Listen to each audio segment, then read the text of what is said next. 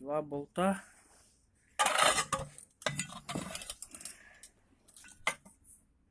Датчик АБС. Пластинка відірвана.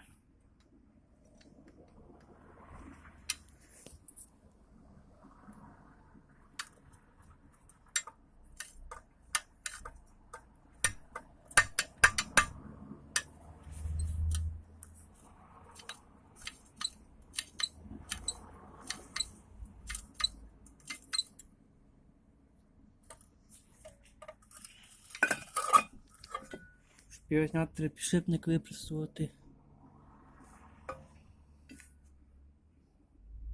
Така от защолка на АБС.